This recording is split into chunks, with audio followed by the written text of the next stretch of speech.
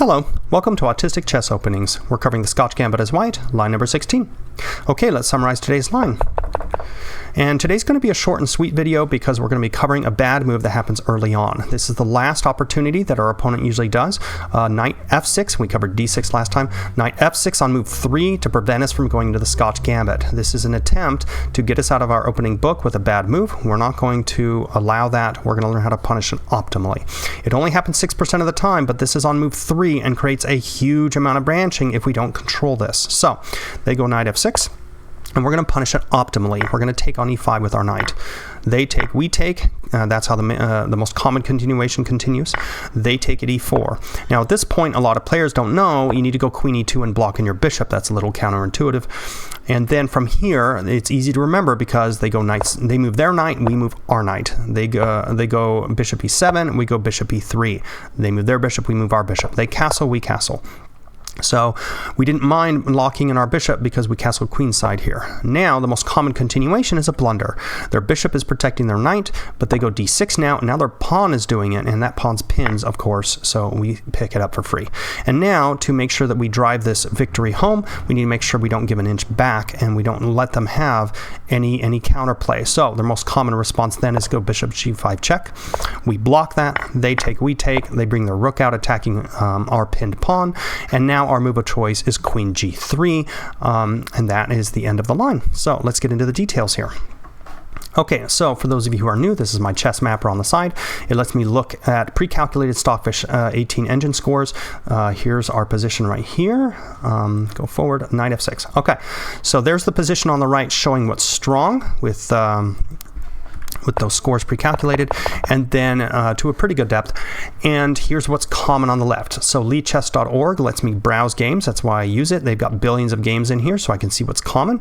And then this custom written program that I wrote lets me use Stockfish 18 with a fleet of computers mapping all these and filling in all the scores 24/7. Lets me explore chess and see what's strong. So between the two of these, we can find what meets our criteria. What's our criteria? We want top engine moves. We want trickiness. We want their bad moves to look good and their good moves to look bad, and we'll spot that when we see people commonly doing bad moves. So we care about that. We care about reducing our branching because the less branching we have, the deeper we can drive our openings and get a better advantage that way. And then finally, we care about obscurity until our opponent plays a bad move, because at that point, they have signaled that they don't know the opening past that point. And the dominant factor, again, in openings is not how strong your initial opening is, the opening of choice. The dominant factor is how much more you know it than they do. If your book is a lot bigger than theirs, you're highly likely to come out of your opening by the time you're out of book with a much greater advantage than if you picked a strong opening that everybody knows. So, all right. So here we are. They went knight f6. So the average rating for knight f6 is 1423. That's the age, the rating that we are dealing with. And so we're going to respond. There's three good moves here: d5, d takes e5, and knight takes e5. And you can see that I went down these lines. d5, here's the three common responses in their scores. And then when they do those, here's me figuring out my response, and then their responses from there. And I did that on all three. Let's see, get back to here. Yeah, all three of these here: d5, d takes e5, and knight takes e5. And of those three, I like knight takes e5 best. That's my move of choice. And they're all tricky, they're all strong engine-wise, but branching's a problem. On those three, knight takes e5 has way less branching. We don't want to spend a lot of time learning a ton of branching on an opening that has no name, that's a bad move on move 3. We want it to be very narrow, we want it to be very forcing, we want to shut it down and not have to learn a lot so we can get back to our main line where we're going to be running into the higher rated players. So knight takes e5 is my move of choice for those reasons. Now, queen takes e7 is their top engine move here. It only happens 3% of the time, though. If they do play queen e7, we're going to respond with knight c3. And you can see that over here, queen e7 has a score of 89 points, or 89 100ths of a pawn. So if they go queen e7, and now the engine looks the same depth, it looks 200 million nodes forward at this point with queen e7, sees that it gives it a score of 89. Then I do that move, and it sees knight c6, and then maps that 200 million nodes into the future, and it readjusts its score and says, actually, I changed my mind, the score is 105. So that our move of choice will be knight. It's knight to c3 at that point, and then knight takes e5 is their best move. But you can see how this keeps, how my program here keeps recalculating. These are stored, but they are recalculated at every step. All right, so Queen E7 is their top engine move, but they hardly ever do it, and so we're not going to prepare much against it at this point in time. We need to prepare against knight takes E5. That happens 45% of the time. Knight takes E4 is almost as common. It happens 39% of the time, but we're not going to cover that one today. That's a different branch. But the main branch, the main line, they take here, and then we take back. And main lines are important to have your main lines to be common, because have you ever memorized a line that you got from somewhere and it never comes up in play, and then you forget the line? Yeah, so memorize the most common line, let that be your main line, and then as you end up playing against higher and higher rated players, you will end up with main lines that they are playing better and better moves. Because this line started with a poor opening, we're going to have a main line that has mistakes in it, and we'll see that soon. All right, so knight f6, there's their first mistake. All right, so continuing here. We take, they take, we take, their knight takes in the middle, queen e2. Let's catch it up to that point in time. So we took, they don't go queen e7, they go knight takes. We take with our pawn, that's our only response, and then knight takes e4 is, they have to then take there, that's our only good move, and we go queen e2. And take a look at how much better queen e2 is than anything else. So a lot of players here who know that their opponent played a bad opening, they try and punish it, might go bishop d3 here. And take a look at bishop d3, all right? You're now throwing away all the punishment you could dish out for them playing that bad opening. You're just giving it all back, and now they played a good opening because you didn't respond optimally. So queen e2 is the way to go, and the counterintuitive part of that is that you're blocking in your bishop. But in the Scotch Gambit, it's a common theme that if you can move your queen to a good square that attacks something, you castle queenside, and you get that rook aiming at their queen, and it's often aiming at their queen because you got this advanced pawn because you did the gambit. Now in this one we didn't do the gambit, but we had something similar happen in the middle where our opponent is undeveloped here. And we're a lot closer to being developed.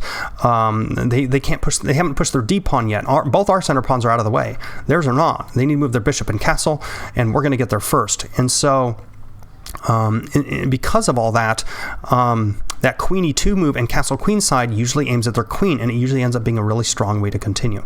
So make a mental note of that for lots of Scotch Gambit positions. And when they got a queen move in there, we'll castle queenside and aim their rook at their queen. All right, so knight c5, let's catch up to that. We can see already knight c5 is their only good, it's their top engine move, and it's their most common move. They do that 55% of the time, so we're going to prepare against that. And then of course d5, the only other common move here is a blunder. We just take en passant, and that's just really bad for them. But they do that 24% of the time. So, you know, these average ratings here, 1329 play d5. The average rating of players playing d5 is 1329. The average rating of people going knight c5 is 1452. So knight c5, they move their knight. And let's catch that up to here. And we can see we have two good engine moves here. Bishop e3 is good, and knight c3. They end up transposing, and the knight move actually ends up being the tiebreaker in those, between those two. I like it a lot better. Then after we do that, they have bishop e7, knight e6, and d6 are the three common moves. And together, that's 30, 40, 50, 65, 71% of coverage right there. And they're all blunders. So, or they're all mistakes. These two are, I mean, what's a blunder, right?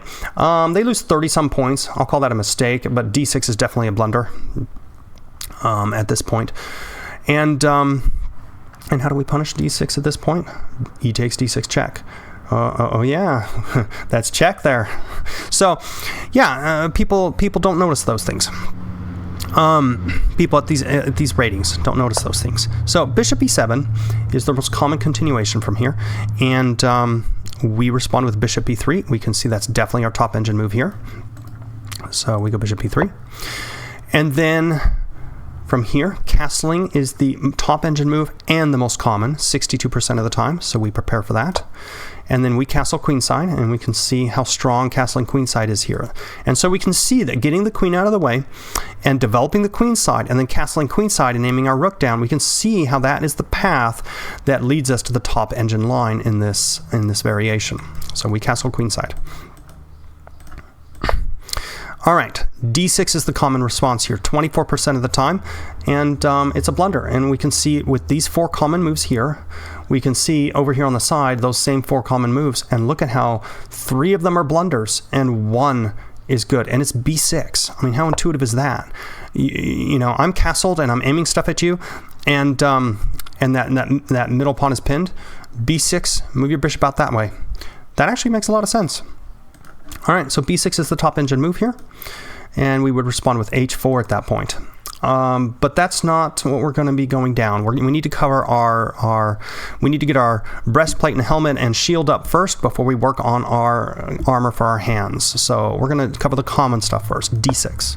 So they go d6, which is a blunder, and we take that. Bishop takes c5 here.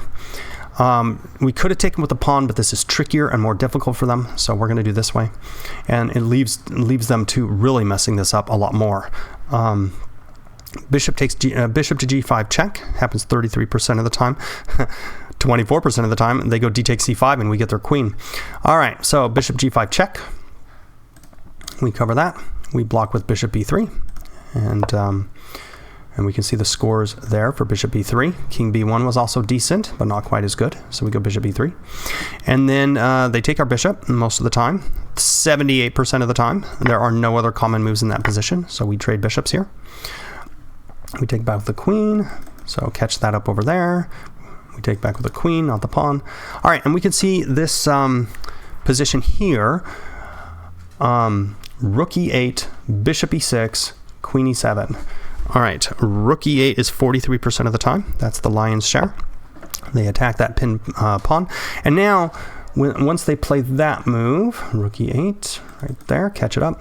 We have queen f4 as well as queen g3. Queen f4 is very slightly stronger engine-wise by like 5 or 10 points in some lines, but queen g3, I find the trickiness score of this to be a lot better. Our opponent has already shown us a propensity to make a lot of errors, and if we go queen g3, take a look at their top most common 2 moves. 60% of the time between these 2 moves, they go rook takes e5, and we just win the game there because they can't take back. We'll get their queen and checkmate them. And the other move that happens 22% is queen e7. And for players of the rating on that line, 1690 is their average rating when they go queen e7. They don't see the devastating knight d5, which is, again, why I like this queen g3. So the queen e7 is a lot more common here, and we can see over here on the side how bad queen e7 is. The rook e5 puts our score at 630. The queen e7 puts it at 637 because of knight d5. Look how much more strong knight d5 is than everything else. It's a crippling move. We go knight d5, and we're threatening knight takes c7 if they stop protecting that with their queen. We are threatening knight f6 check, which the g-pawn is pinned, of course, which wins, forks their king and rook. So we're going to trade this knight off for a rook one way or the other. And the most common continuation from here is, well, there's only 2 moves here, but I think queen taking, we win the rook for the knight there. And that ends up for an easy victory there. All right, so queen g3, get back to there, get back to there. We see that queen e7 fails, rook takes fails. What's left? Bishop f5, bishop e6. And in both of those cases, if we take a look at that, we're just going to take in the middle, e takes d6, our top engine moves there. So no matter whether they put their bishop here or here, we're just going to take in the middle, trade down, and get a lot of pressure in there in the middle, and we have a dominant game here, easy win. And that should fill that hole in our armor. I hope you liked today's video, and until next time, thank you.